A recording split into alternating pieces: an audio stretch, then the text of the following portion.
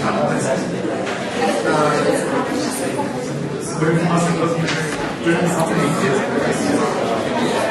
good afternoon everybody, welcome along. Just a reminder, I mentioned in the last lecture, but apparently some of the distance students still struggling a little bit with hearing above the general chatter that's in the room. So just out of respect, just keep the chatter down. I know it's a pretty exciting time. We've only got, 2 hours to go before the Easter break starts, which is all good. But if we just keep that down for a couple of hours, that would be fantastic. So this week we're going to be looking at risk and return and looking at the different components of returns to start off with. In particular, we will go through two processes. One will be looking at the components of returns around risk-free assets, which, as that name implies, they are free of risk. They don't have any risk. Before then looking at risky assets. Okay, so that's where we're headed. Before we get underway, just to wrap on what's been going on this week. So the lecture notes, this is just straight out of the stream site. Recorded lecture, as normal, Chapter 6 is what we're focusing on. Some questions there to help you practice what we're covering in Chapter 6. If you click on the link there you'll go to the resources for Workshop 2. So I've just uploaded the PowerPoint slides that we covered during the workshop today, and also there's a separate recording of the workshop where I've run through the questions as well. So if you want to revisit anything that we looked at, any of the questions that we looked at today, the slides might help. If they don't help, then go back to the recording and you'll be able to match them up. And I step through each one. The other bit of information that I want to just draw your attention to is really around Quiz 2. It's not due until the 21st of April, which seems a long time away. And very easily, particularly if you're like me when I was a student, very easily I'd just put it away and that's too far away, I'll forget about it, have a good time for a couple of weeks. And then come back, and unfortunately, if you do that, this time value of money material will seem like a totally new foreign subject again. So my best advice, and I've sent out a post about this, is just do a little bit often. It doesn't have to be a lot, but just spend a bit of time often practicing these problems. So Quiz 2 is due on the 21st of April. Also Test 1 is due on the 21st of April. So in that post I just mentioned, that should be coming your way shortly, it also details some information about the test. Is there any questions before we get underway, maybe about the test or any assessments that are coming up?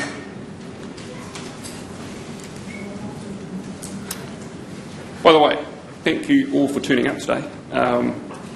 Normally the graveyard shift on a Thursday before Easter break is fairly quiet. Often just me talking to myself, which is nothing unusual about that, but in a big empty room it is. Right. We are looking, as I said, on risk and return. This is still focused in on the second learning outcome for the course, but moving on to the material about concepts and techniques around risk and return.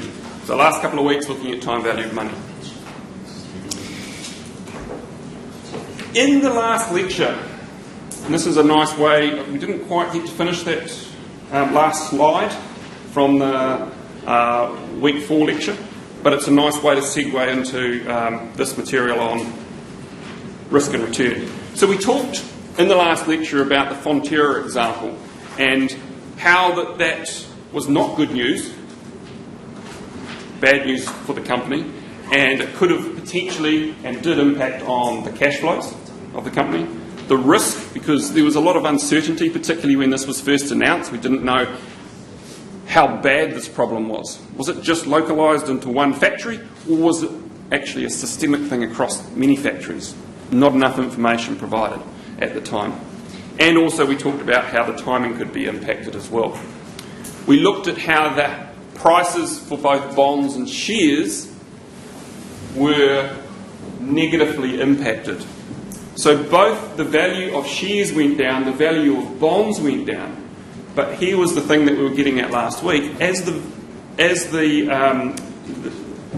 of the bonds go down, actually what is happening is it's pushing up the actual yield for the new investors. The new investors on the Monday after this announcement was released, they're looking at it and going, hey, this is a heck of a lot more risky than it was on Friday because of the new information.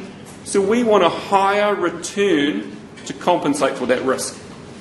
Or put it another way, the only way that we're going to buy this particular bond again is if we pay a lower price for it today than what we do or did on Friday because of that. So this inverse relationship is something that happens in all assets. So property is a classic example. People might be paying more and more and more and more for the same property, but if the rents are staying the same, then essentially what they're saying is we're happy to accept lower percentage return on our investment because we're paying a higher price. You go to an auction, you buy a house, and you get, there's a bidding war that goes on, and you end up paying more than what you wanted. What that means is that you actually are accepting a lower return for that same investment. So, the slide that we missed out on last time was about valuing the bonds. It was already worked for you, and it was just a matter of, you could see where everything went in and you could follow that through. But I want to show you more this relationship between as the required rate of return goes up for bonds and for all assets, the value of those assets will go down. Just want to show you that. And so I've just reproduced this particular or that last slide. I've reproduced the example here but doing it in Excel. So it was Cook's Limited, it issued 5-year 9% coupon bonds. The face value of each bond is $100 and investors initially require a 9% return. So they were issued with a coupon rate of 9% and at the time investors wanted 9% return. All good. So how we work that out is we want to work out the cash flows every single year. Because when we value something, that's all we're doing. So we're just projecting what the cash flows are going to be and then finding out the present value of those. And that's equal to this par or face value times the 9%. And that will be, so we get $9. If we buy one of these $100 bonds, each year we'll get $9 in interest. And that does not change. In fact, in practice, these are often called fixed income bonds. And the reason for that is the income that you receive each year from the bond is fixed, it doesn't change. So each year you receive $9. And there is only one other cash flow. So if we were to buy them today, the other cash flow would be in 5 years' time, we'd get our money back from the company. And the company, Cook's Limited, would have to give us back our $100. Okay, so that's the cash flow. It's pretty simple. Interest each year, and then our money back at the end. The next step is just to find out the present value of each one of those cash flows. And we're just going to use the present value formula that we had in chapter 4. So we're going to work out the present value for each year's cash flow separately. And what this one here does is just sum them all up, add them all up. So the formula, following the formula that you can see up there to the right, is equals the future value of $9 times, open brackets, 1 plus R, which is the yield that investors want, the return that investors want. Close the brackets, and then it's to the power of, which in Excel is the little hat, which is like shift 6, gives you the little hat. I'm sure it's not called a little hat, but it's about as good as I can get. And it's negative, so make sure you put the negative in, because it's got a little negative out here, 1 year. So we're just counting it back for 1 year, and push equals. So the present value of $9 to be received in 1 year is $8.26. If we copy that across, all it's doing is picking up the new cash flow in year 2 and discounting it back now for 2 years, and so on. And we copy that all the way to the end, and you'll see that it's worth $100. And that's, we finished off sort of looking at that last time. If you earn, so we did go through this particular example, if you earn exactly, if the yield that investors want to earn is the same as what it's actually giving, it'll be equal to the face value of, in this case, $100. However, if this yield to maturity changes here, then that's going to result in a change in the price. So if the scroll bar is actually linked to this cell here, so if I scroll down, you'll see that it's now, investors want 9.1%, so slightly more, and you can see that the value's dropped. So as they've wanted more return, the actual price that they're willing to pay is dropped. And if we keep doing that, you'll see it just keeps on dropping. So this means that the investor, we don't need to work this out for this course or anything like that, but the investor, if you were the investor today, you go into the market and you say, hey, I'm only willing to buy this thing if it's going to give me 10.5%. If it's not giving you 10.5%, you stay away. Okay? Someone has to sell it to you for that. They have to be willing to sell it to you for that. But if you were to buy one for at 10.5% return, that means every year for the next 5 years, you're going to get 10.5% return on your investment. And your return is coming from 2 places. The first one is, the interest income, that's obvious, which would be $9 divided by what you pay, $94. Okay, so that's slightly higher than the 9%, right? But the other bit of income you're going to get, or return you're going to get over the next 5 years, is you pay only $94 for it, but the company's got to give you back $100 at the end. So you can actually make some capital gain there, $6. If you combine both the income you're getting off it plus the capital gain, you're going to get an annual return of 10.5%. If we went the other way, yield to maturity is declining, and you can see that people now are paying more for it. And we saw that in the first workshop, where the coupon rate was higher than what investors were actually wanting. In that case, they were trading at what is called a premium, above the face value. So I like to think of it in terms, because it can be a little bit confusing, the idea that higher returns means lower price. But think of it in terms of risk. The reason why they have wanted higher return, just like in the Fonterra example, is because of risk. So think of it as risk rises, value goes down. And that's a little bit more understandable. The reason why the required return rises is because of the changing risk. The risk has increased. And that's what we're going to look at now.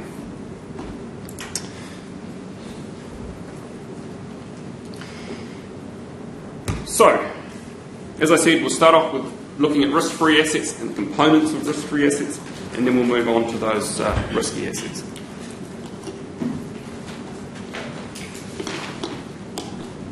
So, something that's risk-free means that it shouldn't have any risk. Makes sense? In practice, risk-free assets are those that are typically issued by the government. So things like treasury bills, short-term, and government bonds, longer-term investments. The nominal risk-free rate,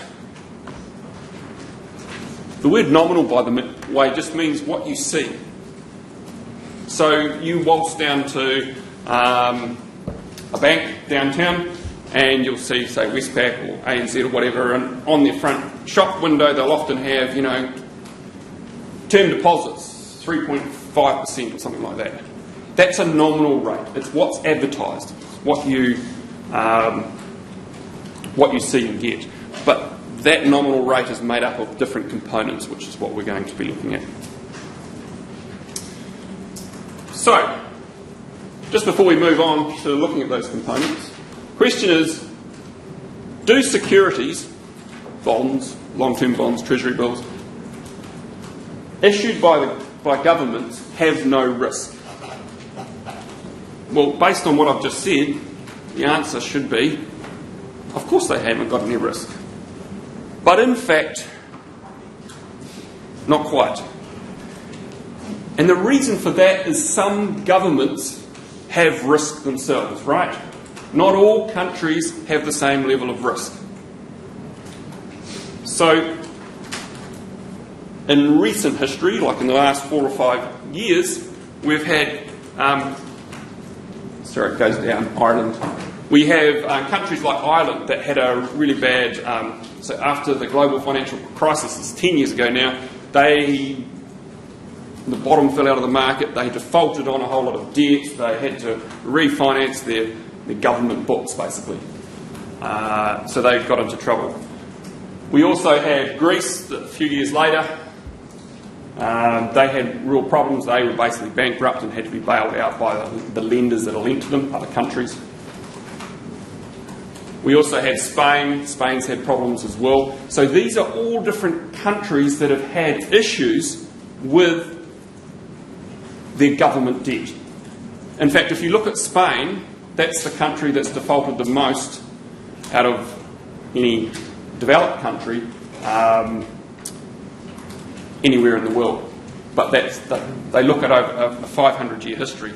New Zealand doesn't make it onto that list, but we haven't had a 500-year history of issuing bonds. Another country that got into trouble recently is Portugal, which you can see as an acronym makes up PIGS, and that's what's referred to in investment circles as these particular countries when dealing with their debt are often referred to as pig of investments, because political risk and country risk has led to problems with them repaying their debts. So, yes, in the textbook, even when we apply this stuff out in the world, we do take something that's issued by the government as risk-free, but just be aware that governments do have risks as well.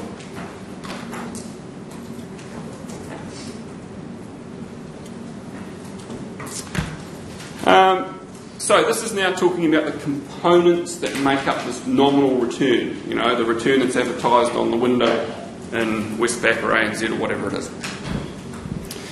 So if we look first of all at the risk-free rate, something that's issued by the government, it's made up of two things. Something called a real return, which is what you are really earning, plus expected inflation. So there's two components here. So the real return is like, hey, I've got this amount of money. I really want to go out and have a good time with it today. In order to stop me having a good time with that money today, I'm going to have to want to earn, or should want to earn, something extra. So that when I do eventually take it out of the bank and have a good time with it, I'm going to have a better time with it. So the real interest rate is like that compensation for not having a good time today and having a bit better of a time with it in the future. That's delaying consuming it now. Whereas the expected inflation component is saying, okay, if I take my money out in the future, I want to have at least just as good a time with it as what as I can today. But if there's been a lot of inflation in the meantime, then I'm not going to be able to buy as many goods and services with it. So therefore, I'm not going to have as good a time with it. So I want to be compensated for two things. One is not having a good time with it today. That's the real return. And the other one is making sure I have just as good a time with it in the future. That's the inflation part. So, more of a textbook definition is about it compensates for deferring consumption, deferring having that good time. The expected inflation is over the period of that investment. So if it's a 10-year bond, for instance, it's what we expect inflation to be over the next 10 years. And that's quite tricky to estimate, because variations in inflation may be due to government policies, and changes in governments often lead to changes in policies, which could lead to changes in inflation. Changes in oil prices, major world events, those types of things. So for instance, recently the Reserve Bank in its mandate has signed that it will not only just look at and control price stability, which is inflation, it will also think about that in relation to full employment for the economy. Research in the past, although the relationship has broken down in the last sort of 10 years, the relationship in the past has been when wages increase, you tend to get more people employment. The higher the employment rate actually then ends up leading to higher inflation. So you sort of like bang one and the other one pops up sort of thing. So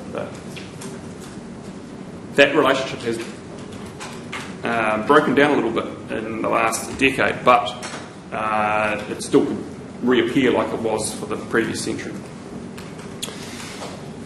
Just looking at New Zealand's annual inflation rate. This is going back to the 70s, so quite a long time. But you look at through the 70s through to when Don Brash in the late 1980s was tasked by the government at the time to say, get inflation under control. Before that, they didn't really worry too much about inflation. It just sort of happened, and you can see that it happened quite a lot. And very volatile too. You know, you had inflation, you know, around here at 16% in 1982. In 1984, it was down to, you know, 3.5%. That's a big variation and makes it incredibly difficult for people and companies to budget. Just to do a simple budget, you know, we want to invest in this project over here, but we don't know whether we're going to have to pay our employees $20 an hour, or if we have a couple of years of 16% inflation, it could be, you know, $30 an hour very quickly. So how do we cope with that? Very difficult. So the idea of keeping inflation stable and under control is it allows people to make long-term investment decisions more easily, and therefore they're more likely to commit to investing in the long term. You'll see there's some blips around in sort of like just after 2000 and again sort of 2008 and 11, and a lot of those are just changes to GST, so they're sort of one-off blips when GST went from 10% to 12.5% to 15% and so on.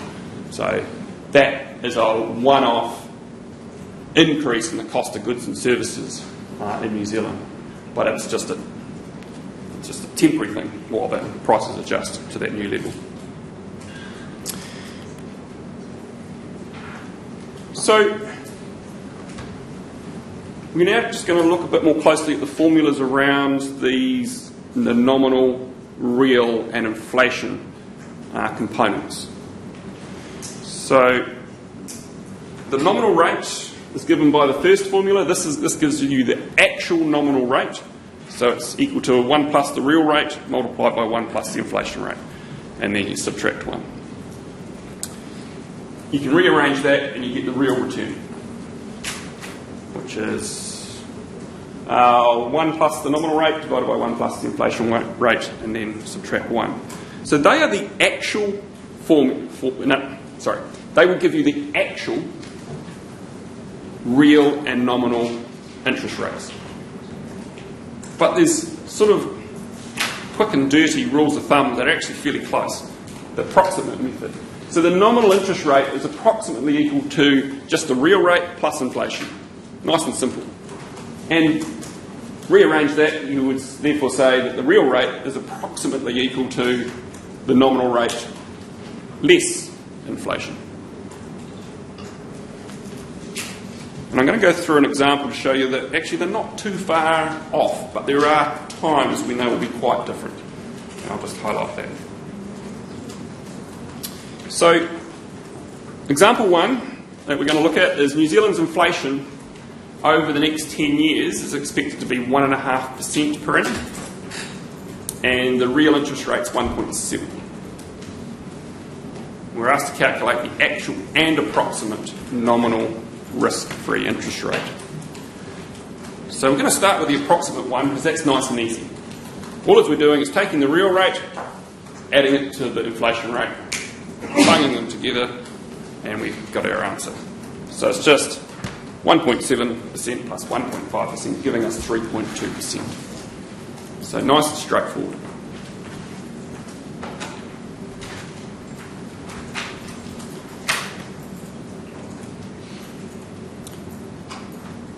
Looking at the actual one, you have to then foresee what the difference is between the two.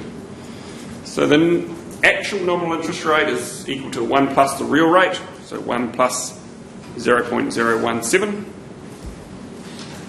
multiplied by 1 plus the inflation rate, 0.015,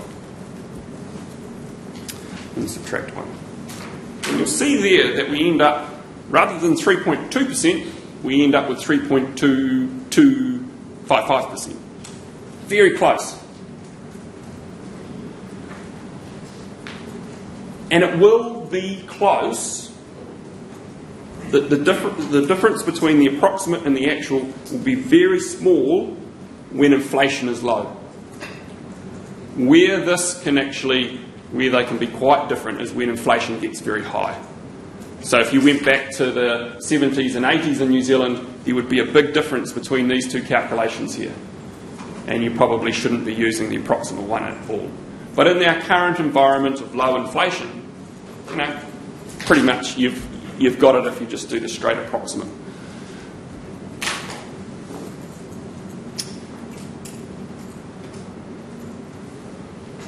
Any questions?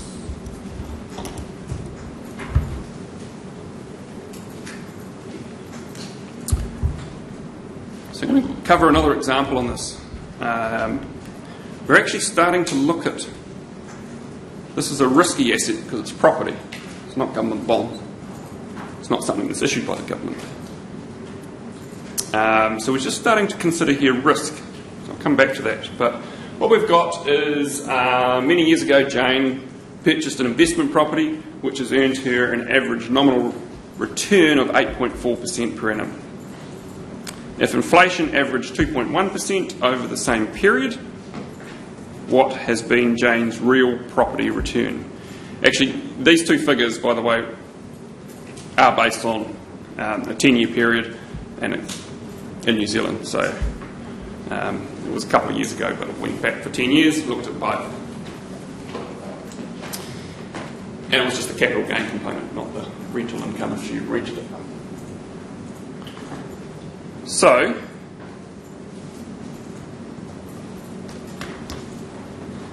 the real rate is equal to the nominal rate less inflation, so 8.4% minus the 2.1%, meaning that her real return over that period is 6.3%.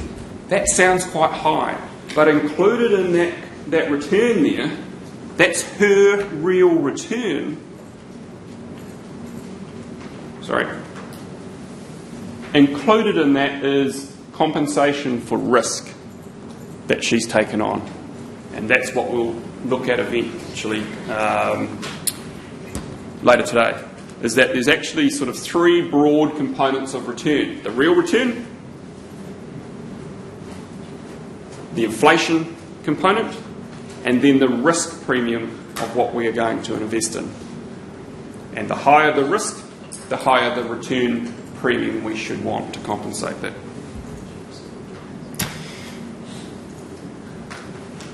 So the real rate of return, you'll see, is again very close. 6.3% approximate versus a real rate of around about 6.2%.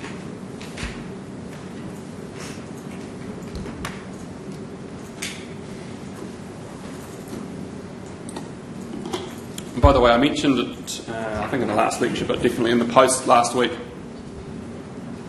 that chapters 4, 5 and 6, which we would has got a lot of formulas or equations in it. In fact, those 3 chapters alone cover over 2/3 of all the formulas that you'll get. So just bear with us as we're going through that. There's a lot of formulas to get your head around, and it seems to be just keeps on coming. But once we get to the other side of Easter break, we'll start not having as many formulas for starters, but also the ones that we do have are often adaptations of the ones from chapters 4, 5 and 6. So I know there is a lot. Before we look at risky assets, though, I just want to talk about something called term structure of interest rates, which is discussed in Chapter 6. So all of this is the relationship between when something matures and its return. Because if you went to the Reserve Bank and brought up their interest rates, which we might do if we've got time, what you'll find is that something that's issued, say, the Treasury bill rates, they have a different interest rate than what, say, a 10-year government bond rate has. So if you invest in the 10-year government bond rate, at the moment you're getting a higher return than if you invest in the government's Treasury bill rates. But these are both risk-free, right? They're both backed by the government. So why do they have this different interest rate? So risk is out of the question. Well, there are other types of risk which we'll talk on, but they are both backed by the government, but they do have different interest rates. And by graphing it, it actually gives us an idea of where, for instance, inflation might be in the future, which helps us budget, or at least helps firms budget. So typically represented graphically and shown as a yield curve, the shape of which can inform us about inflationary expectations, supply and demand of funds between the short and the long term. And you'll see here that there's a whole lot of different shapes that it could happen. So the first one that's sort of upward sloping is called a normal yield curve. So if it's shaped up, that's normal. As I said in the previous lecture, we're not very original in finance. It's called normal because normally that's what it looks like. It's normally upward sloping. What that is saying is normally, if you look at an economy, short-term interest rates will be lower than longer-term interest rates.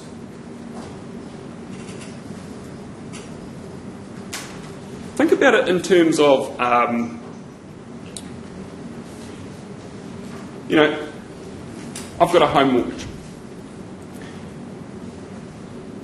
And the bank is offering me 2 different interest rates. One's for a floating interest rate, which means tomorrow they could just send out a letter saying, hey, by the way, we're going to increase interest rates from the end of the month. Tough. Or I could take out a fixed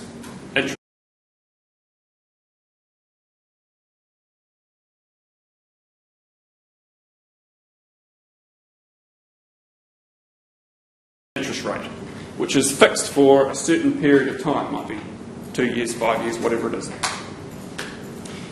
Now, I should be, as the borrower, I should be happy to actually pay a slight premium to have it fixed. Because I'm essentially buying like an insurance. If interest rates were suddenly to rise, I'm still paying the fixed amount, the original amount. Whereas if I was on floating, all of a sudden my interest rates and my interest bill has gone up, my payments have gone up. So that could lead to problems with my budgeting and all that sort of thing. So I should be happy to pay a slight premium for the longer term, fixing it for the longer term. The bank, on the other side, is also the same. They're bearing a bit of risk there, right? Because if interest rates suddenly rise, they don't really have any say on whether interest rates go up or down. It's determined by forces outside of their control. If they were suddenly to rise, me as their customer, and I've fixed it, they're not getting the return that they should really be getting. So they want a higher return to compensate for that. So that's why often at the longer end, it's in a normal shaped yield curve, interest rates are higher than they are at the short term. It could be for all sorts of reasons, including higher risk. These are risk-free though, so it's not that one, but potentially higher inflation into the future, or less supply. There might not be as many funds out there for the longer term. And if there's less supply, that drives up prices, or in this case, interest rates. Inverse, that's the bottom one there, downward sloping. And this may be a result of the Reserve Bank trying to reduce inflation. So how they do that is increase short-term interest rates. That makes it more costly to borrow. So people start pulling back.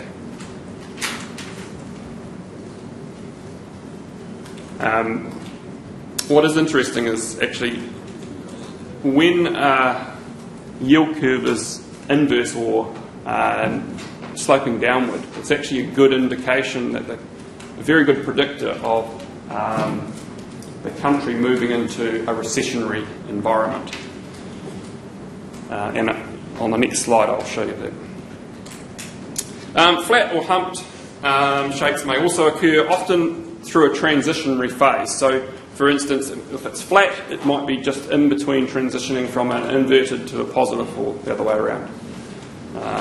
Humped might be because of different inflation expectations in the shorter term versus the longer term, or different supply and demands. More demand, different ends, or different types of funds, long term versus short term.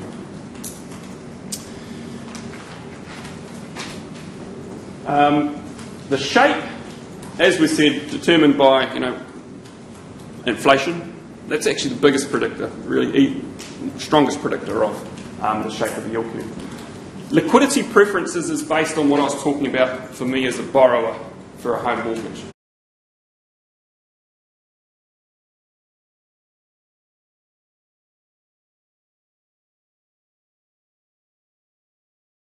I'm actually happy to pay a bit of a premium there.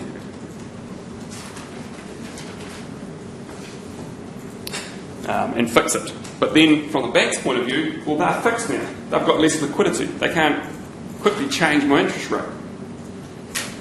So they will charge a bit more for that. I'm happy to pay it because I'm paying it like an insurance. But that's that liquidity preference. And then the supply and demand.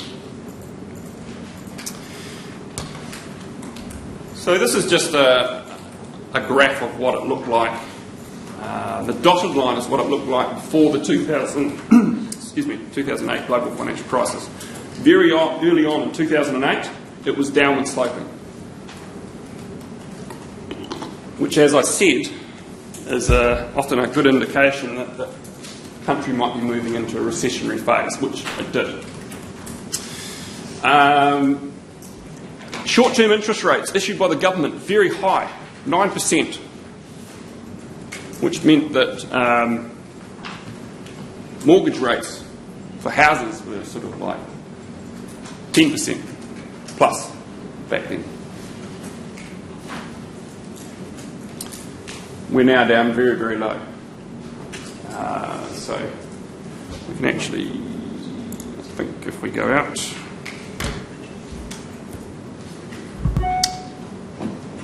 it's going to have one of those days.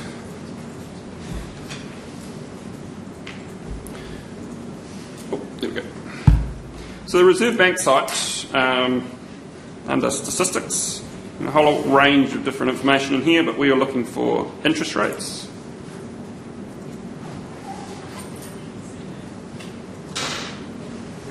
Come on.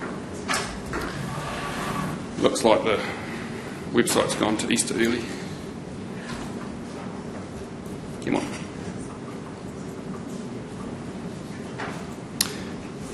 So here, just ignore the stuff out this side, we're looking at government bonds. There are other sites that we can go to find out, like the Treasury, New Zealand Treasury site, would good place to get the Treasury bills, T-bill information. But we're just looking at the government bonds here, 1 year, 2 year, 5 year, 10 year. They do issue longer ones as well, that is not currently shown here. And you can see here that this is the yield. So if you were currently to go into the market and buy a 1 year government bond, your return for the year would be 1.75%.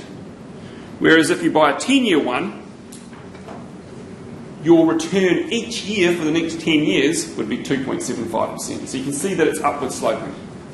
Shorter at the short end, lower at the short end, higher at the longer end of maturity.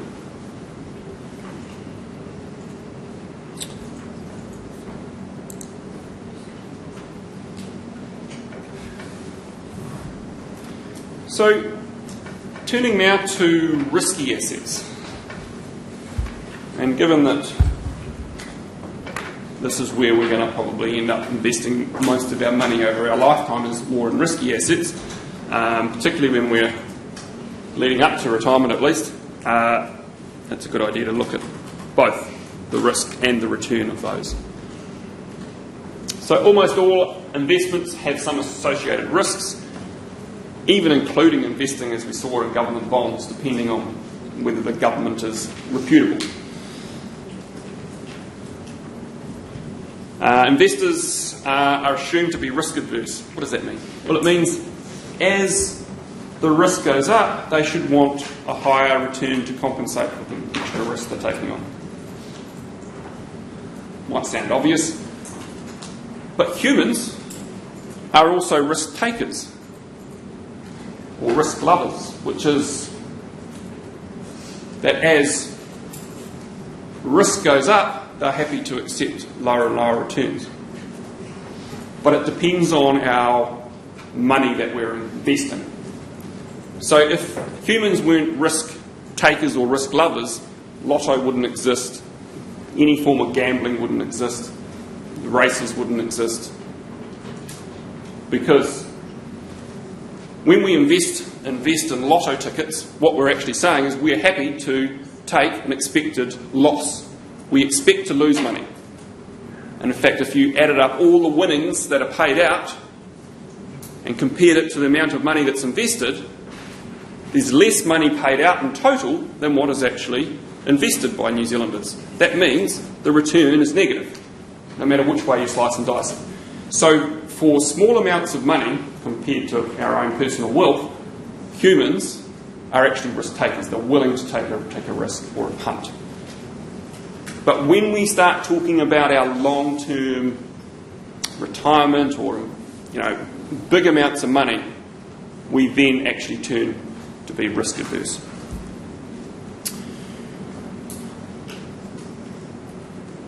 So therefore, risky assets, a risk premium is added as an additional component to returns. And that goes back to what I was talking about with the Jane's property example. She had 6.3 or 2 or somewhere around % real return, but some of that was actually compensation for the risk that she was taking on by investing in a risky asset. So from the earlier slide, we started off looking at risk-free interest rates. It was a real interest rate plus inflation, and what we're now doing is adding the risk premium. And how we do that is we say, well, the risk-free rate already includes the first 2 components, and so we're just now adding on the risk premium.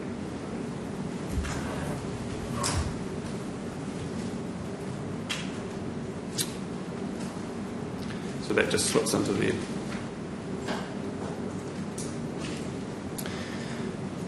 So this goes back to the idea of being risk averse.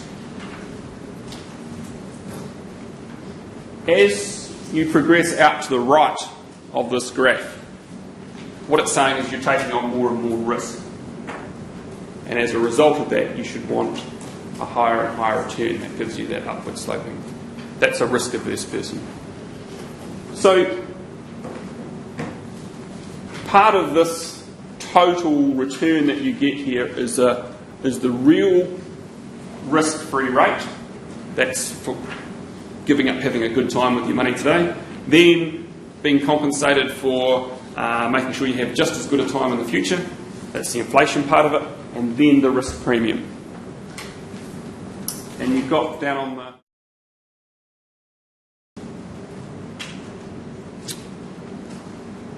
So that just slips into there.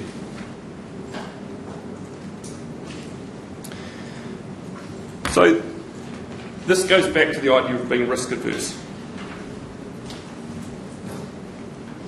As you progress out to the right of this graph, what it's saying is you're taking on more and more risk. And as a result of that, you should want a higher and higher return that gives you that upward sloping. That's a risk adverse person. So part of this total return that you get here is the real risk-free rate. That's for giving up having a good time with your money today. Then being compensated for making sure you have just as good a time in the future. That's the inflation part of it. And then the risk premium. And you've got down on the x-axis here, you've got the RF, risk-free rate. So you'll see there that that's implying if it's here, it's got zero risk. But it's still got two components of return that we expect.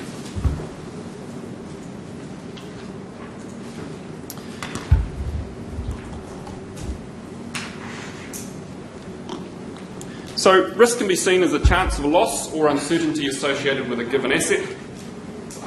What's the possibility of not getting what we thought we were going to get? Essentially what it boils down to. So risk in finance is typically regarded as the uncertainty associated with expected cash flows. Or put it in a more basic way, will my actual return that I end up getting vary from what I was expecting? I was expecting this, I got that, or that. Is it veering away from what I was expecting? The key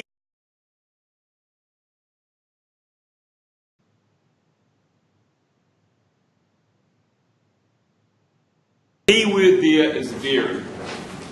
And for those that remember back to high school maths, statistics, you will recall something called variance, which is, that's all it's doing. It's figuring out how much it varies away from what we were expecting.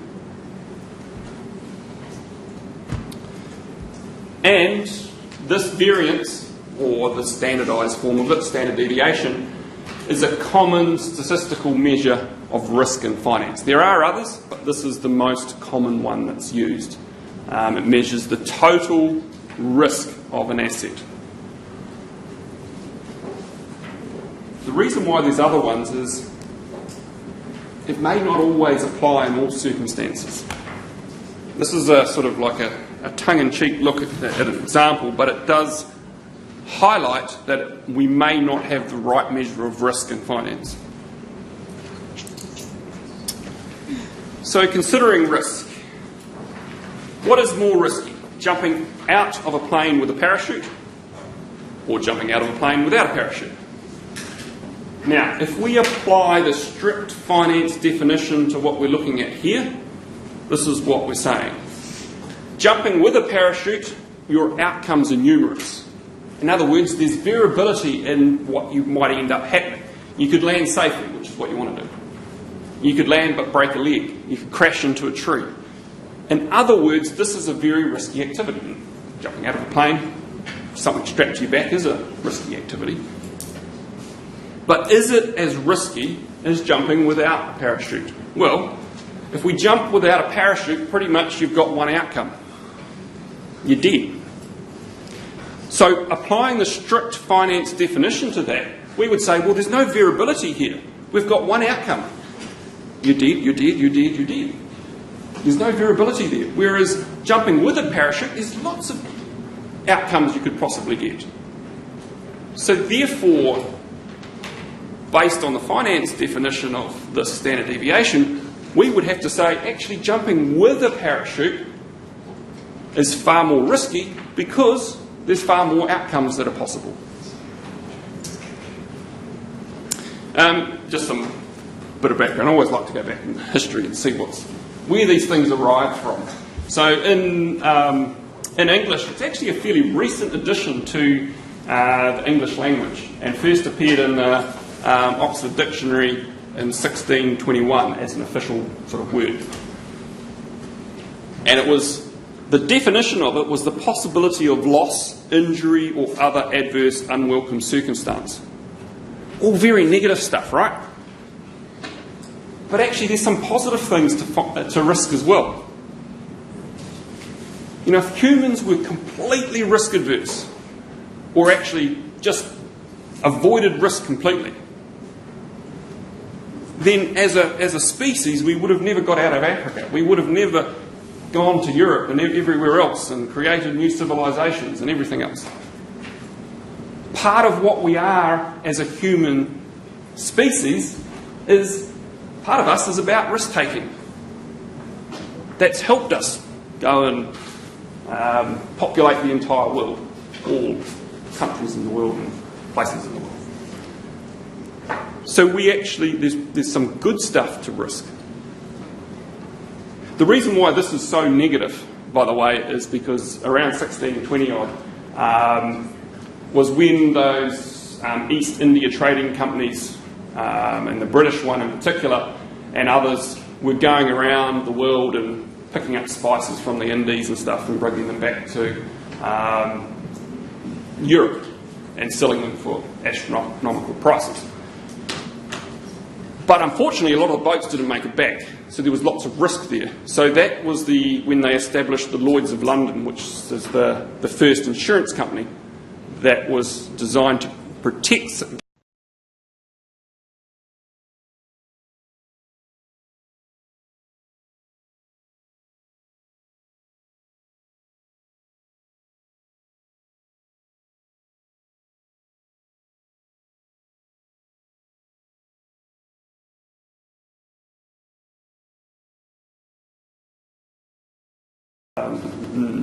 the Canterbury Tales, but I can't remember which tale it was, said something that was nothing ventured, nothing gained.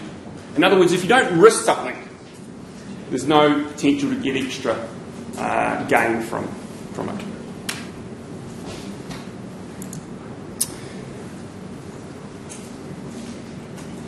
So what we're going to now do is estimate risky asset risk and return from two perspectives. One is looking at the past and saying, okay, what happened in the past? What is the risk and return of historical returns? And the other one is looking into the future and trying to predict what might happen in the future.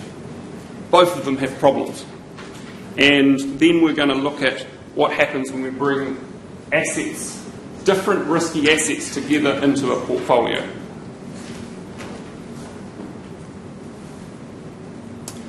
I'll just run through this slide and then we'll take a short break.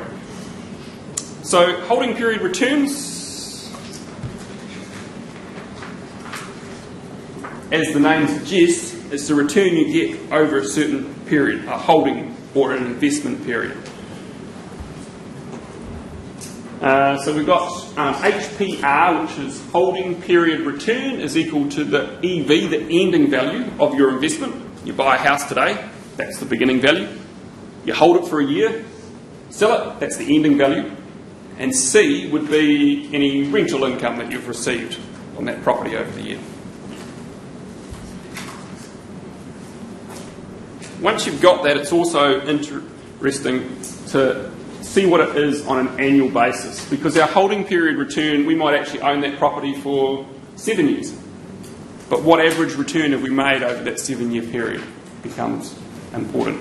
We'll just take a short break there and then we'll come back and finish this off. Thank you very much. If you've got any questions, come down and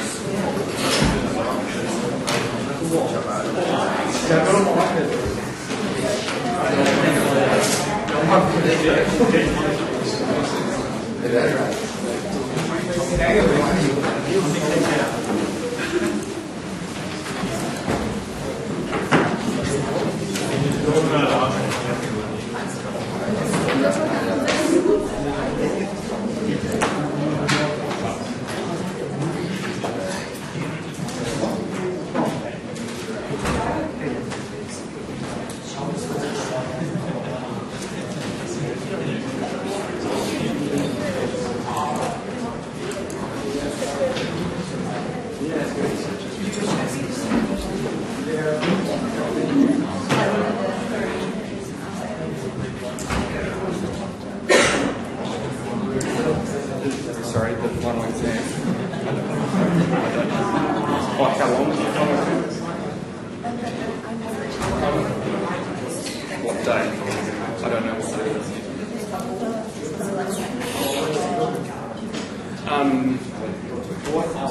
It will be seated here. Yep. Yep. Yep. So the exam period is generally, you should be able to find under examinations when the exam period is. No, so the university hasn't released the exam date yet. I don't know what the exam date is. Okay, but there is a 2-week period in which all exams are on.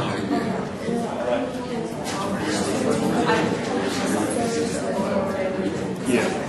Yep, so they start just, yep, and it's for 2 weeks.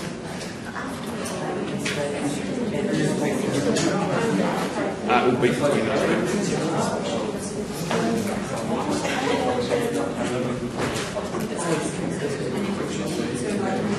The exam dates are supposed to be released. It could be, yep, that'd be right.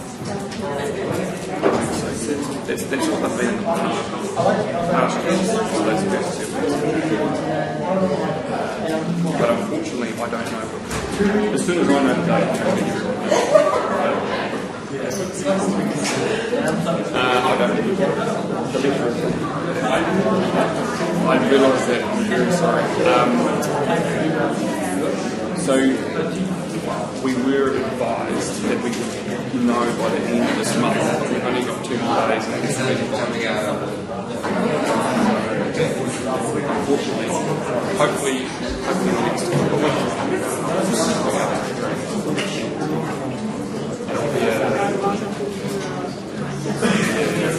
week. I mean, if you look after that period here.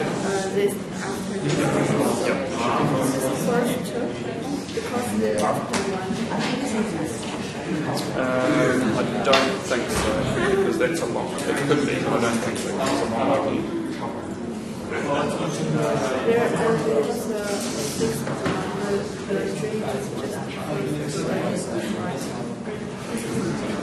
Okay, so that'll be part of the study week.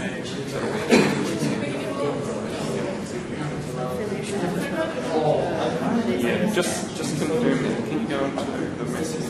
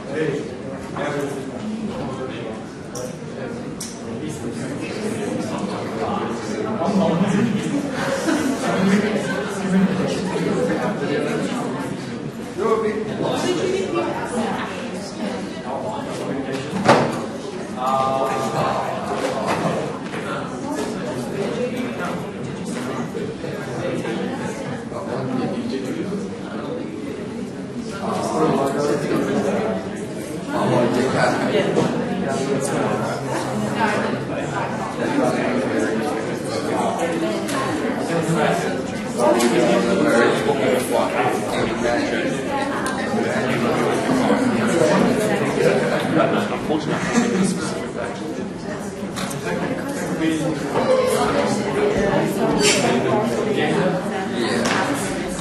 I don't know anything about that.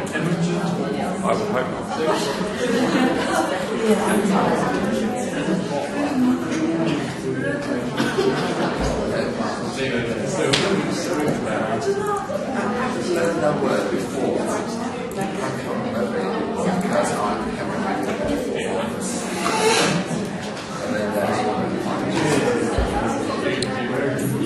Okay, let's make another start. So what we've got here is an investor buys shares, $4.20 per share, and 2.5 years later they sell them for $4.63. And during that same 2.5 year period, they received a total of 45 cents in dividends. And the question is, what is the annual holding period yield? The Y stands for yield or return. Okay, just keep that chatter down. It was good in the first half. That was great, thanks. So, EV stands for ending value, so $4.63, plus the cash flow that they've received, which is 45 cents, and then we divide that by the beginning value. And then it's to the power of 1 over n. N is the number of years, just like it was in chapters 4 and 5. In this case, it's 2.5 years, so 2.5. So 1 divided by 2.5. So what it's saying is that they were able, for every dollar they invested, they returned, after 2.5 years, $1.20, nearly $1.21. So that's the total return, holding period return they made, $1.21 on every dollar invested. But we want to know what the annual amount was. And it's obviously going to be less than that because it's over 2.5 years. So they end up with, for every $1 invested, each year they return $1, nearly $1.08. And to get the yield part, you just take the original, take $1 off.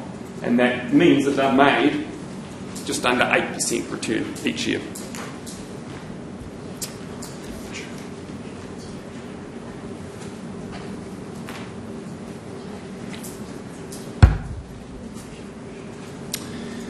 So, what you'll often find is that this forms the first part of the calculation for working out historical returns. You want to know what it is each year, or it might be each month, and then you work out your total average return and risk. And that's what we're going to move on to now. So this is where those formulas really do start to come your way. They should be familiar for those that have recently done statistics at school, or maybe university. So, first of all, the first formula is fairly straightforward. It's just an average. What's the little, what's this thing here? What's that mean? Sum. Yep, so it's a capital sigma, and it just means sum of. So you're just summing all the returns for each year that you observe, and then it's divided by n, which is the number of observations. In other words, how many years did you observe? How many years' data did you actually look at? And that gives us this thing. It's still R, but it's got a little hat over it, which means expected return over that period, or the average expected return. That bit of information, the R with the hat over it, is important because that then comes into this calculation down here for something called variance.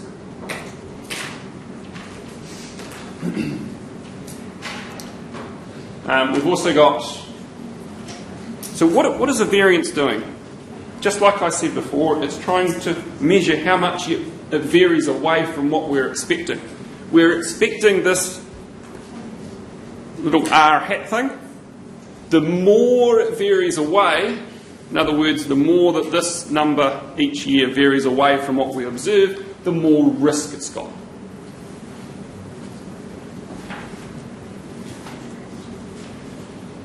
And then it's squared, which if we then move to the next slide, it says once you've worked out your variance, then you want to standardise it. And the reason for that is the variance is a squared number. The answer you get is a squared number, which is really confusing.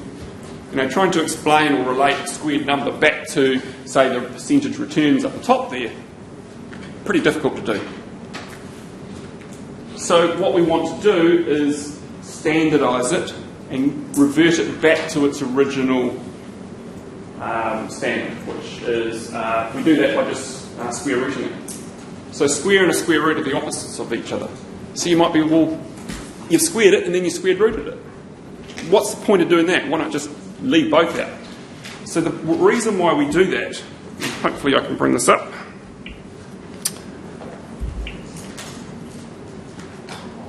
Nope. Try again. Here we go.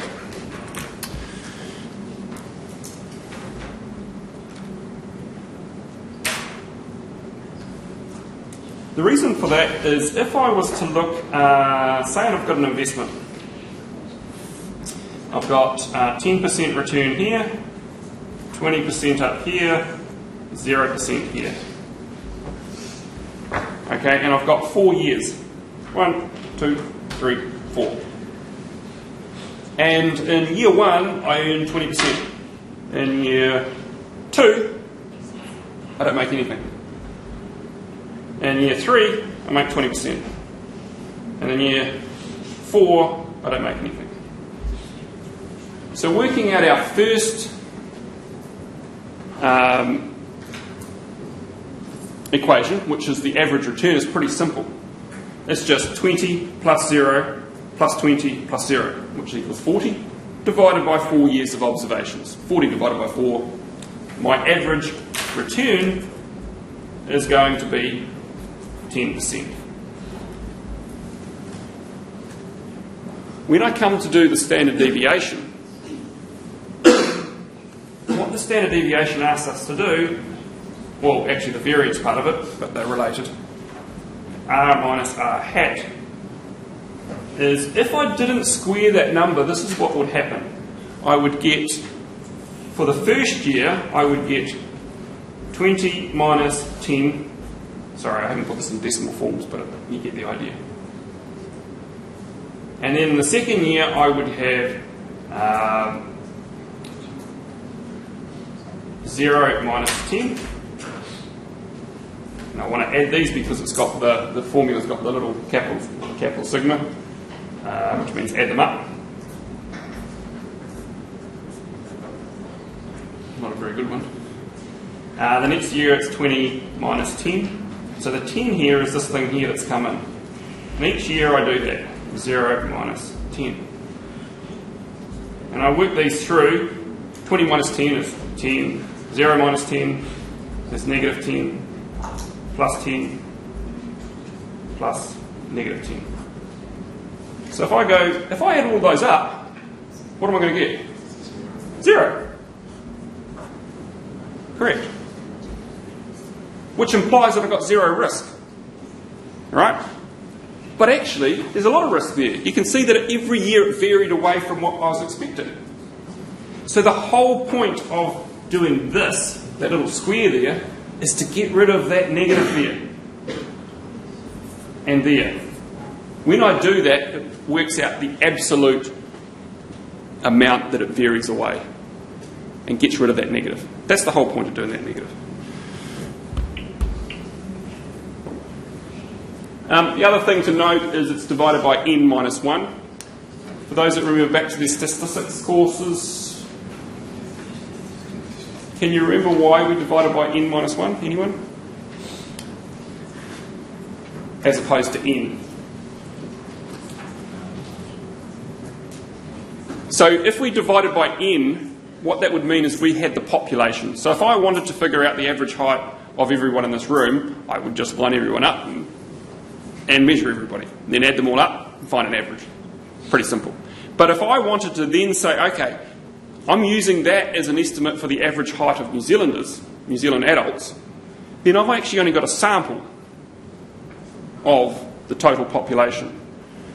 So when I've got a sample, I do it divide it by n minus 1. When I've got the population, I just divide by n. But in finance, we typically use samples rather than the entire population. And as a result of that, we'll divide it by n minus 1. So once we've got our variance, we then just hit the square root button on our calculator and it spits us out the standard deviation. So we're going to run through 3 bits of data. I'll do the property fund, run through that, and then I'll get you to do the share fund one. So for the property fund, all we're doing is just adding up each year's observations, -1, +6, +13%, and then dividing by 3. The only thing to be really careful about when you're entering in this, particularly in a test situation where you're under a little bit of time pressure and stress, is make sure that you're very careful about those negatives that you're entering in. Don't forget them, they're important. Because it's a big difference between 1% and -1%, or on the other side, 5% and -5%. So just be careful of that when you're entering in, bit of care. So you end up with 0.18 or 18% in total divided by 3, which gives us 0.06 or 6%. Can you just go through and do for me the shares, the returns for shares, please? Same process, add them up, divide by the number.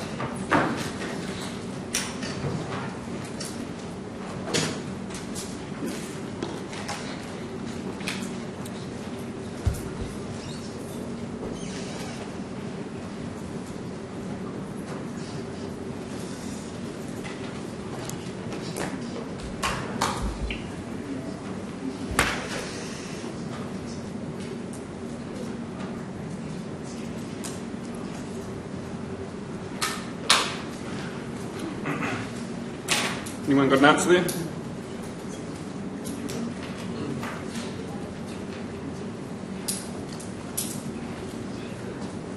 Sorry, what was that?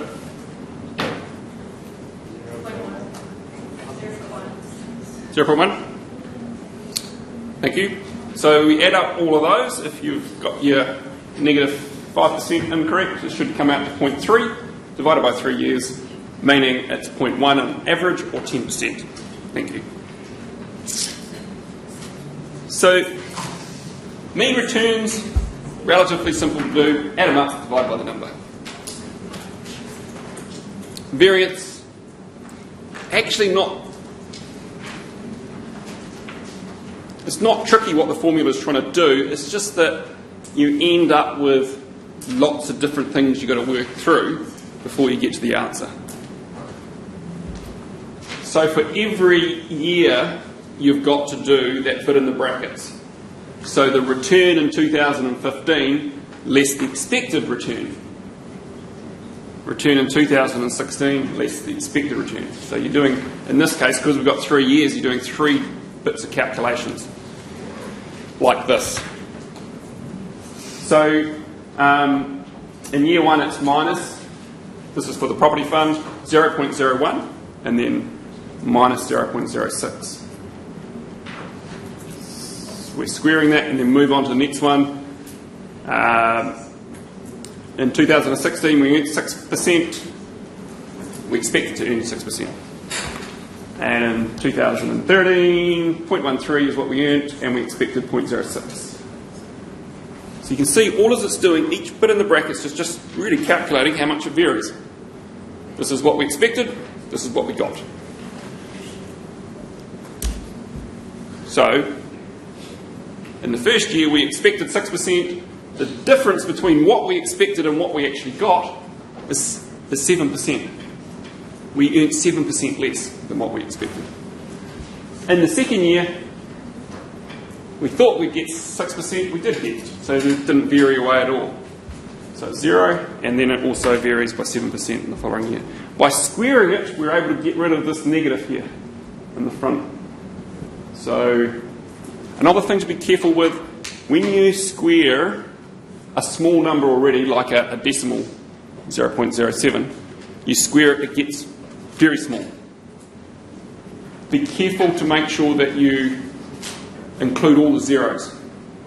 If you just dropped one of the zeros accidentally when you're doing your calculation, it'll give you the wrong answer.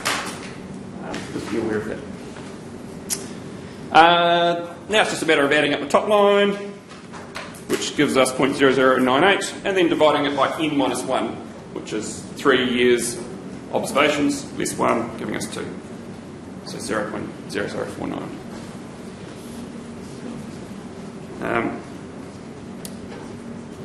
Running through the share fund, same formula. The first thing, I'll put up the first bit and then I'll get you to work through. So the first bit is this one. So each year we've just got what we earn versus what we expected to earn, and then we can calculate the variance. So can you just go through and calculate the variance for shares, please? Again, you can put it all into your calculator if you want to. Just make sure you got your brackets all in there. Otherwise, do what I do, which is just work out each bit individually, step by step.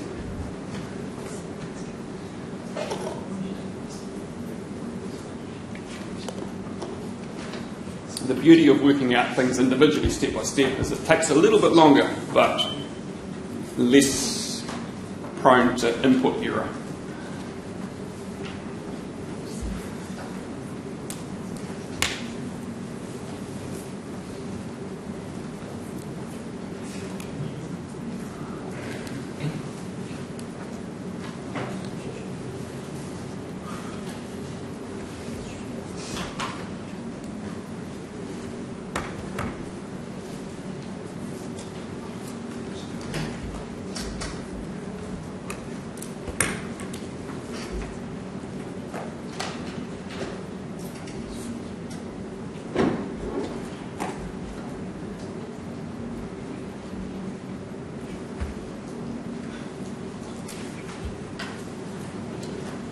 Okay, so it should come down to something like that.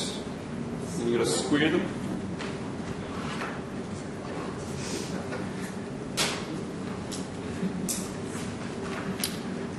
When we square those numbers, this is where I was talking about getting those, making sure you get all the zeros right. So you can see that for the first two, it's just 0.01 and 0.02. But for the last observation, it's 0.0004. So adding or losing a zero can have a big impact on your final answer.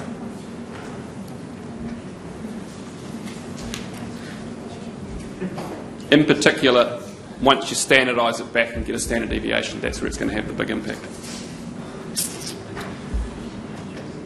So we've left with the variance for shares of 0.02, basically. As I said, these variances, they are squared numbers, pretty confusing, don't really relate back to the 10% in any way, because the 10% expected return or average return is not a squared number, but this one is. So, confusing.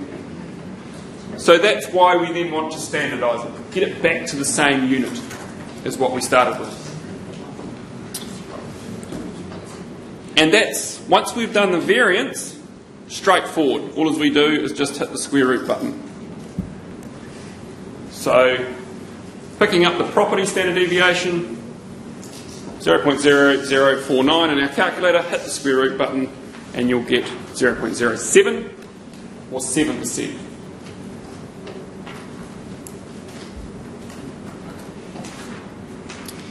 And for shares, we just calculated that as 0.0199, square root that, we end up with 14% standard deviation. The bigger the number, the bigger the risk it's got. So you could say that shares in our calculation here have twice the risk of property.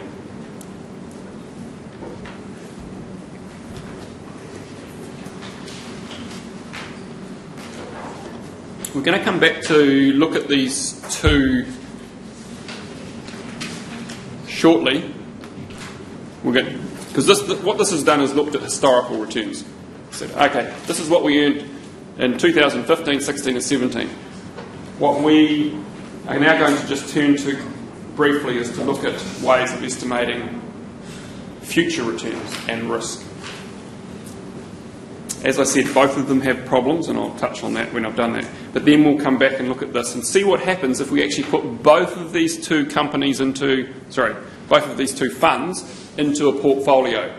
So we don't invest everything in shares or everything in property, we mix our money up, some of it in property, some of it in shares.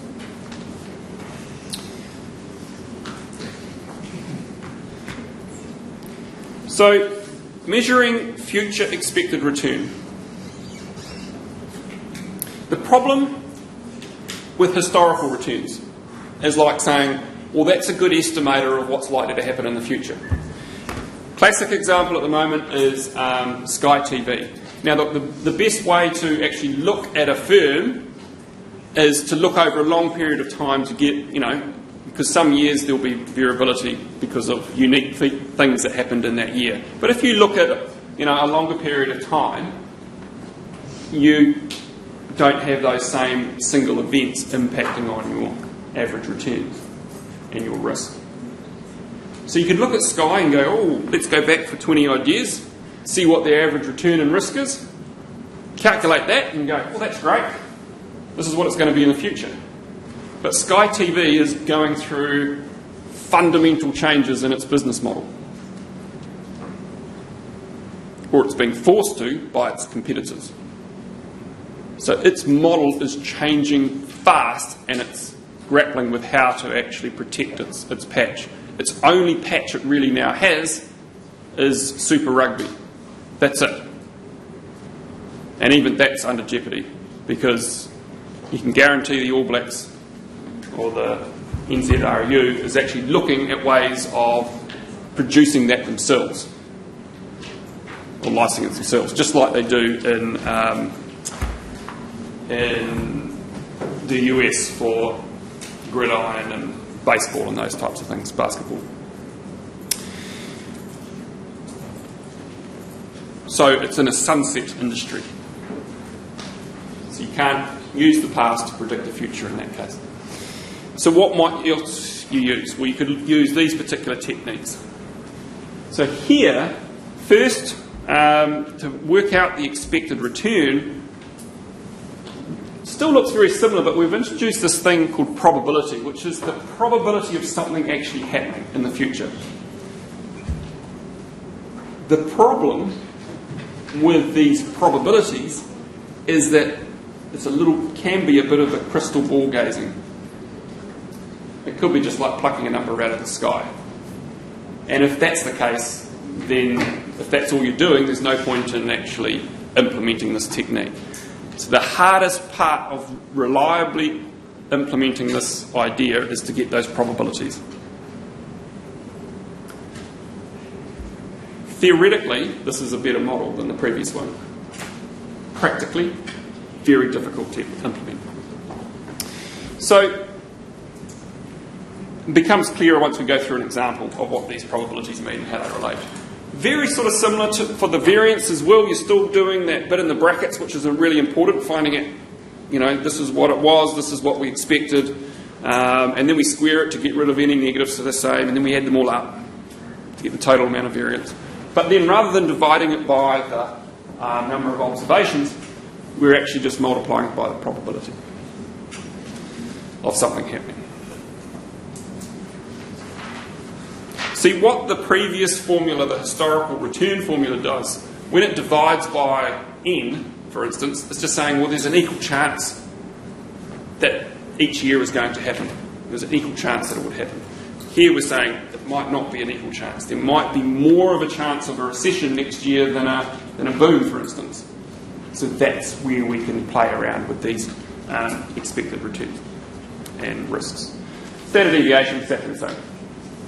So the scenario we've got here is state of the economy. Next year could either be a boom or we could move into a recession. And given the noises that Donald Trump keeps on making, it could be either. So what we've got is the expected return under each of those scenarios. If it is a really good economic climate, we will earn a lot more money, 30%. But if we move into a recession, we're going to lose money, negative 10%. And then on the right-hand side, we've got the probability of each one of those outcomes happening. And that's where the tricky part is, actually getting those probabilities. It's not just plucking numbers out of the sky or crystal ball gazing. They've got to be based on something. And that's difficult to get that. So,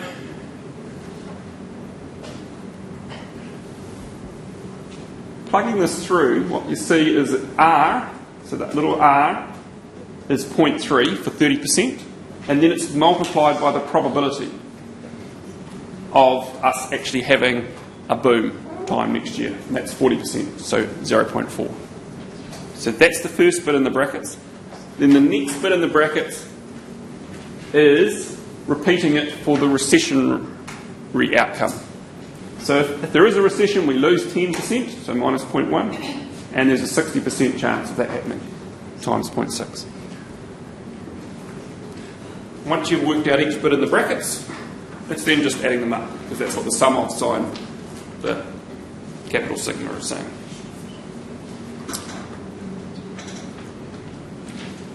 So, in total, that brings us down to a 6% expected return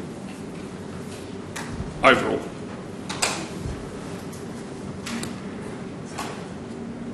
That's important because remember, now that we've calculated this expected return thing, that then becomes an important bit of information for the risk calculation part.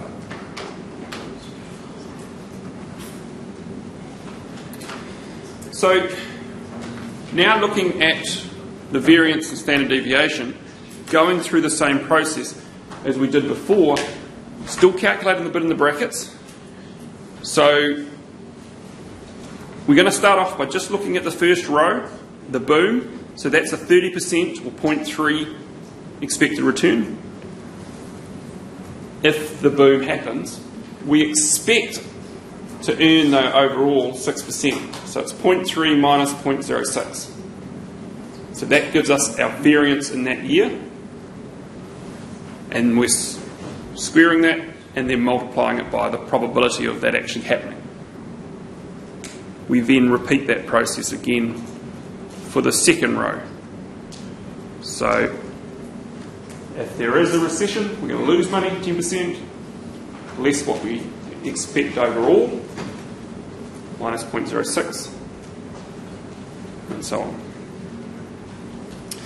So, the next point here, all we've done is solve for what's inside the brackets. So 0.3 minus 0.06 gives us 0.24.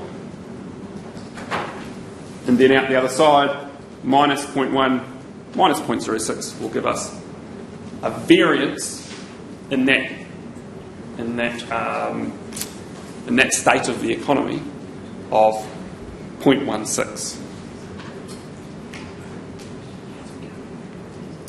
Then we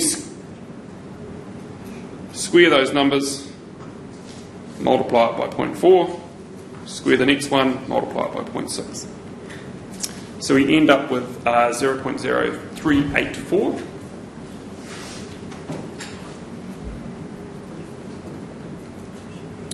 And just like we did in the previous one, you then got to hit the square root button to get the standard deviation, which reverts it back to a percentage. So in this case, 19.6 plus 20%. And actually, you can sort of see that. You know, a rough estimate of risk is what is referred to as the range. So in the previous example where we had historical data, the bigger the range between the highest and the lowest observation will give you the bigger risk. So if you looked at the previous slide where we had shares and property, the range between property was a lot smaller than it was for shares, and so therefore it had lower risk. So, for the risk-adverse investor, which goes back to what we were talking about earlier, this is what they should prefer. So, rule number one is if you've got two investment choices that have the same expected return, then you choose the one with the lowest risk. If we have two investments that have the same level of risk, you choose the one with the highest return.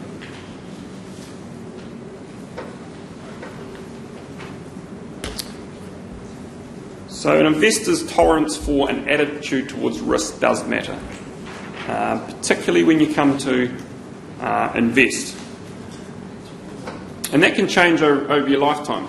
For me, it hasn't really changed. I can remember when I first started investing in the share market a long time ago, I didn't really know what I was doing. And I invested in things, in hindsight, were far more risky than what I probably should have been investing in. And the reason how I found that out was because I started losing sleep at night. Fairly simple. The higher the risk thing was, the more sleep I seemed to lose. So I quickly changed my investment strategy so I wasn't losing sleep. Pretty simple. And so if I looked at myself, I'd probably actually have a fairly low tolerance to risk. That doesn't mean to say I don't invest in risky assets. I do, but I probably don't invest in extremes as much. And when I do invest in risky assets, it's more to create a portfolio. And that's what we're going to be looking at now. This thing about diversification, which we touched on in both workshops we've had. So diversification is the practice of spreading wealth over a variety of assets. Not like Deirdre Jensen had everything piled into two industries. She still had 12 different companies she invested in, but very heavily focused in on two quite volatile industries.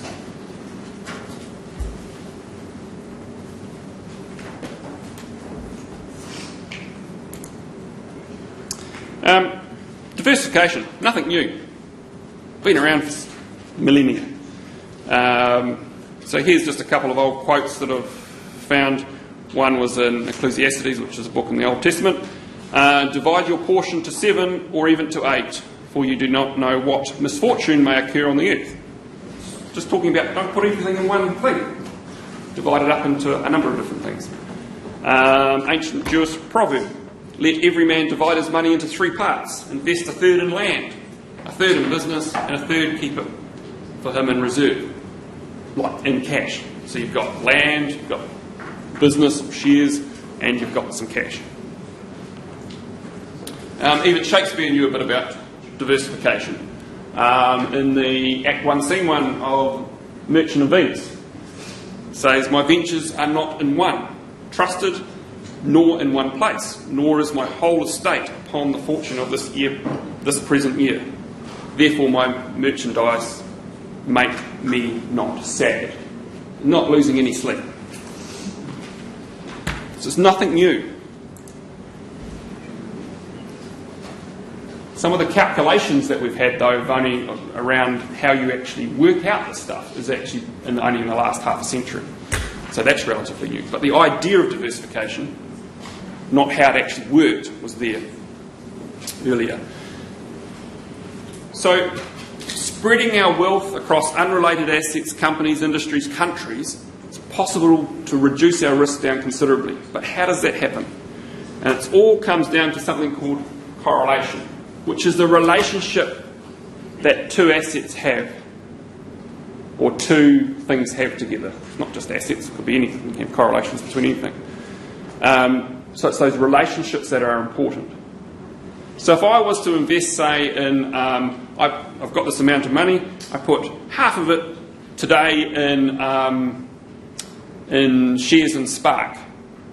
And then next week I put the other half of my money in more shares in Spark. I haven't actually changed my diversification at all, have I? Because my first half of my investment has exactly the same risk and return profile as my second half of my investment. Okay, so that would have a +1 correlation. Those two pots of money, or those two pots of share investments, would actually move exactly the same. So that would be a +1 correlation. What we are trying to find is things that aren't +1 correlation. They're not perfectly correlated. So the closer we can get to, say, negative correlations, the better.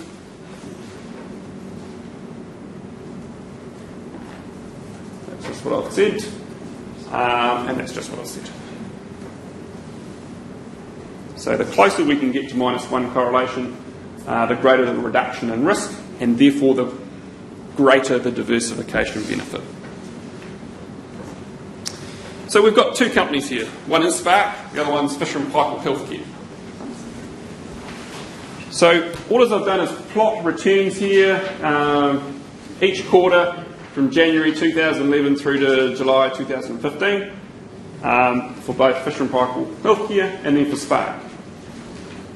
And you can see there's a fair bit of variability in both of them here. So Fisher & Paykel Healthcare, they have one quarter where they're earning huge amounts, but they have a number of quarters where they lose 10 to sort of 12%.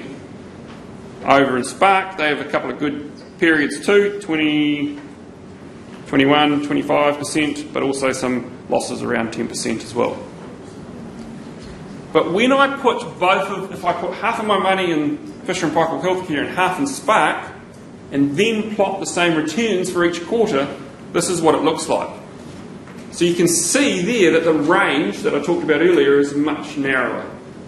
There is not the same variability, which means there's not the same risk. So you don't see the big spikes up and down. There is now only, 3 years where, or a couple of years where it's very slightly negative, and then 1 year where it's -5%. So the downside risk is also reduced. Don't have the same upside returns, but actually when we put the two together, it's a lot closer. Just to show you how this works, we're going to look at those two companies that we did. So just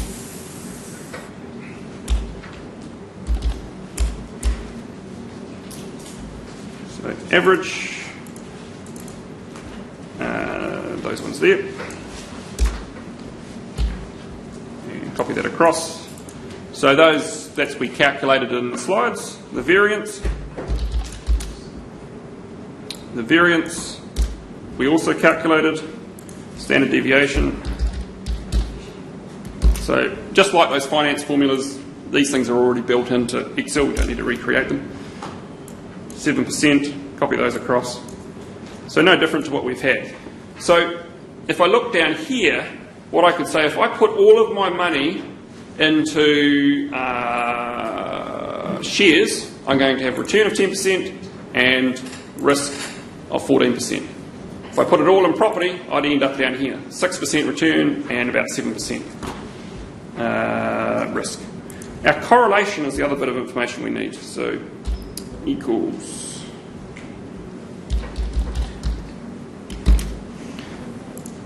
So what correlation is doing is it's basically relating one set of observations against another set of observations. So it's saying, okay,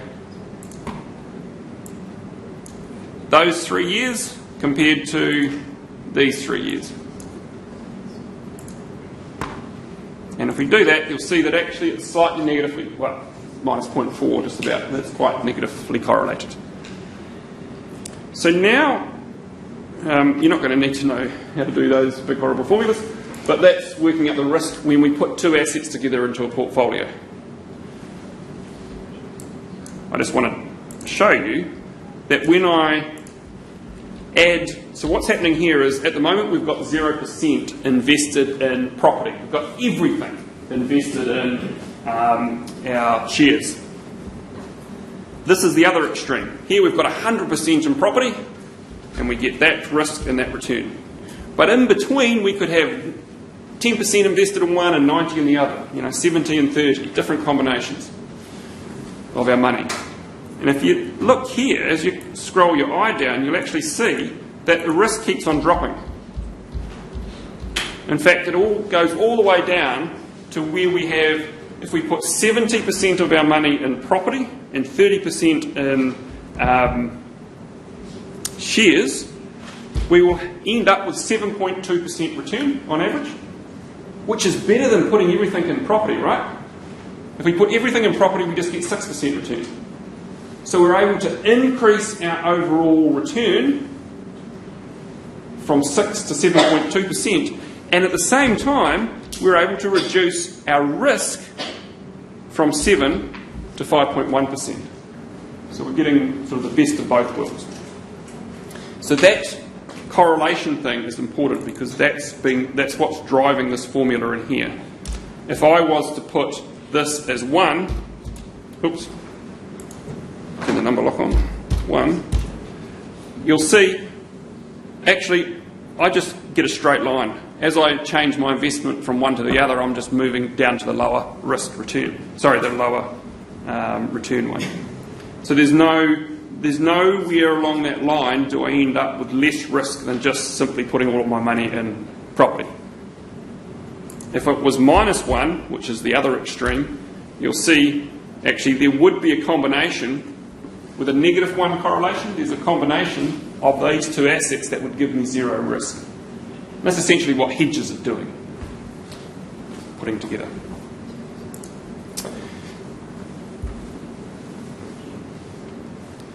So,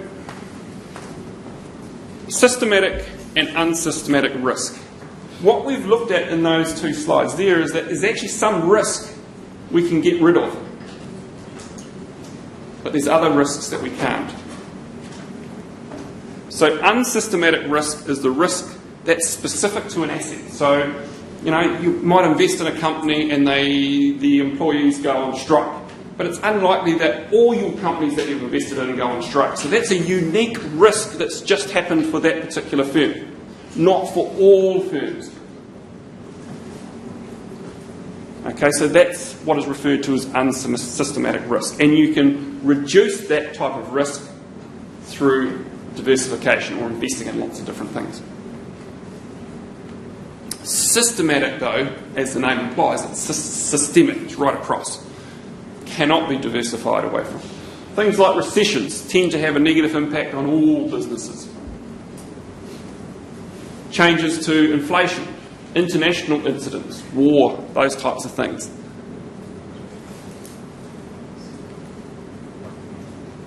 So a very well diversified portfolio is one whose unsystematic risk, the stuff we can get rid of, is eliminated.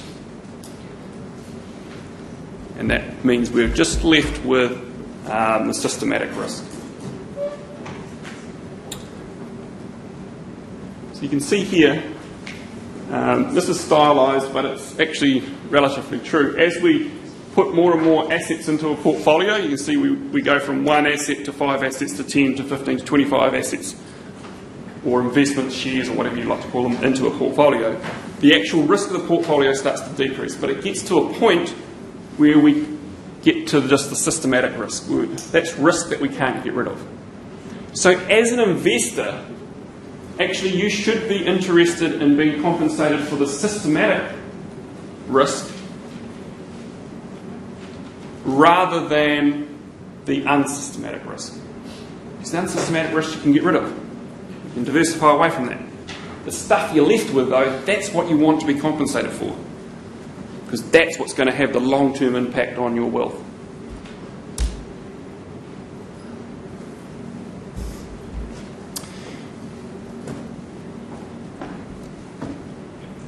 And that leads us to, basically we need to therefore have a way of estimating that systematic risk. How do we figure that out? That bit that we can't get rid of. And at the end of chapter 6, it talks about something called the capital asset pricing model, which does just this.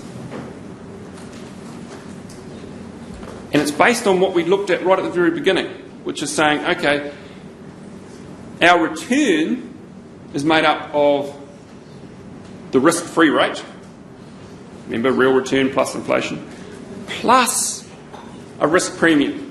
The higher the systematic risk, the stuff we can't get rid of, the higher the risk premium, the higher the return we should want.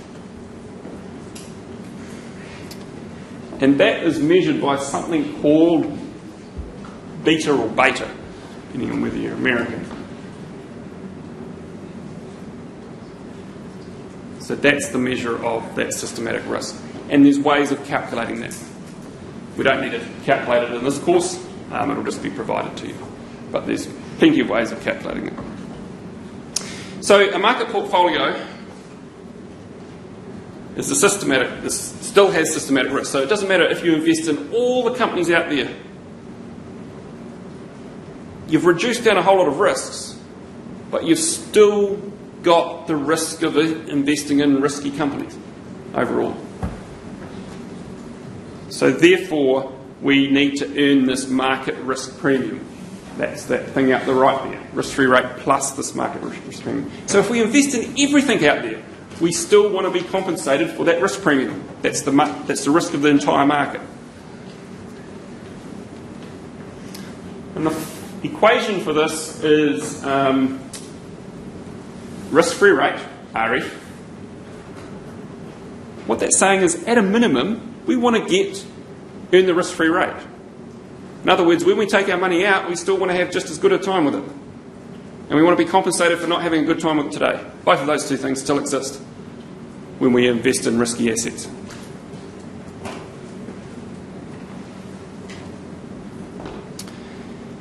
Then this beta, which is a measure of this stuff we can't get rid of, the risk we can't get rid of, multiplied by the market risk premium. So risk-free rate, and then that entire bit from the beta to the multiplied by the market risk premium is that risk premium. So we're saying, okay, this is the risk of the market in general, but then if we're just looking at one particular company, we need to figure out what the beta or risk is of that company. And that's what we're going to do on this next slide. So we've got, assuming that the risk-free rate is 3% and the market risk premium is 5%. So risk-free rate, for us as small investors, our risk-free rate is putting our money in a reputable bank. In order to encourage us to take our money out of the bank and put it into risky investments like property, or gold, or shares, or whatever it might be, it's got to earn a higher return. And that's that market risk premium. So the extra return that we're getting is 5%. The key word here is premium.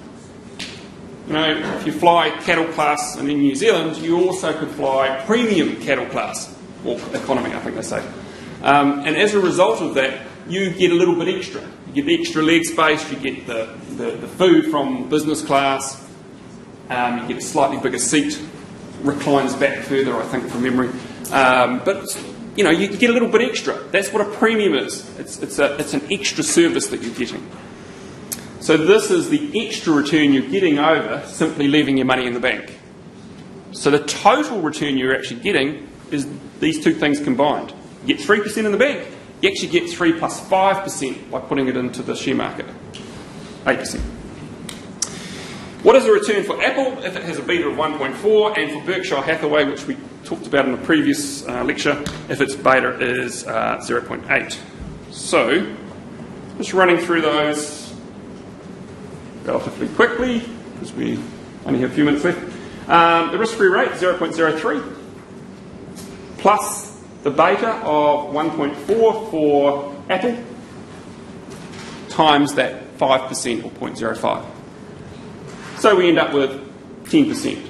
3% being the risk-free rate compensation, what we get if we leave our money in the bank, and an extra 7% on top of that if we invest in Apple shares. And combined, total 10%.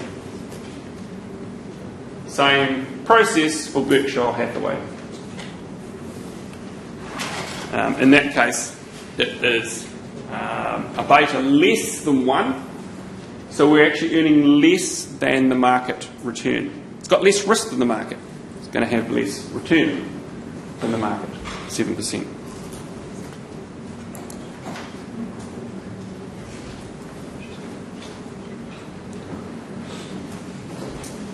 Just very quickly, where did I get that information from? Yahoo Finance, for instance, has this information. It's got the share price for Berkshire Hathaway. It's also got the beta.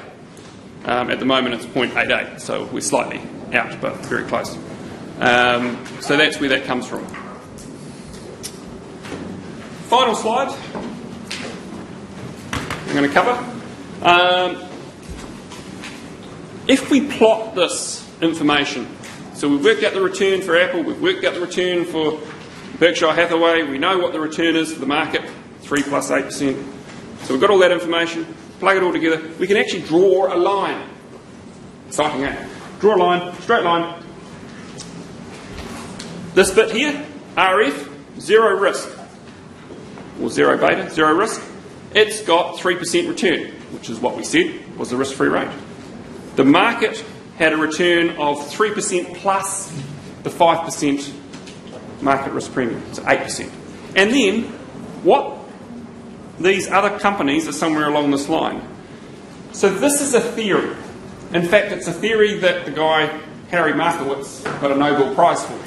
He came up with it in 1954 or something like that, and a decade or so later he was honoured with a Nobel Prize. What the theory is saying is that you should be able to use this to predict the returns. And that's the good thing of theories, right? If they actually help you do things, then they're a good theory. If they don't help you do things, then they don't have a theory. So the question is this a useful theory? Well, there's two parts to this, unfortunately. One is, actually, this particular model is applied extensively in practice, as you saw by the Berkshire Hathaway Yahoo site. It's got beta and beta on there. Weirdly, this stuff that we have to pay for electricity, or if you land in an international airport in New Zealand, or if you pay gas, or you pay disconnection fees between your one phone company and the other, a whole lot of things that are actually impacted by this capital asset pricing model. What those companies can charge us is actually based on this thing here. So it's used extensively in practice. Unfortunately, it's actually a pretty lousy predictor of future returns, as the history will show. What it's saying is everything should be along that line. Always. And that's not going to happen in practice. Oh, sorry. My apologies. So, for instance, you could have someone sitting out here. Or it's not someone, but an asset sitting out here. It's got very high return, but low risk. Which is like a star, right? You really want to invest in that. So what happens is, over time, people will start spotting that star investment. It might have been forgotten about, neglected. They see it and they start investing in it. What that does is it pushes up the price. As more and more people spot this mispriced asset, it pushes the price up. And it goes back to that inverse relationship that we talked about right at the beginning with bonds. As the price goes up, the dividends it's paying hasn't changed. The return, therefore, the percentage return is being pushed back towards the line here. And the same over here. If you've got what is referred to in investment circles as a dog, I'm not sure why dogs get a bad name, but it's got very high risk and low return.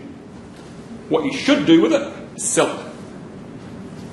Okay, and the selling pressure will drive the price down and the yield go back up again, like we saw with the bonds right at the beginning. Thank you very much. Have a great Easter. Make sure you arrive back safely in a couple of weeks' time. Cheers.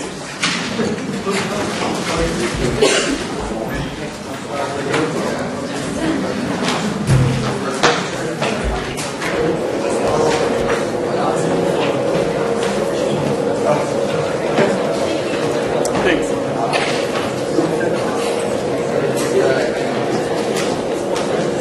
Thank you. Yes.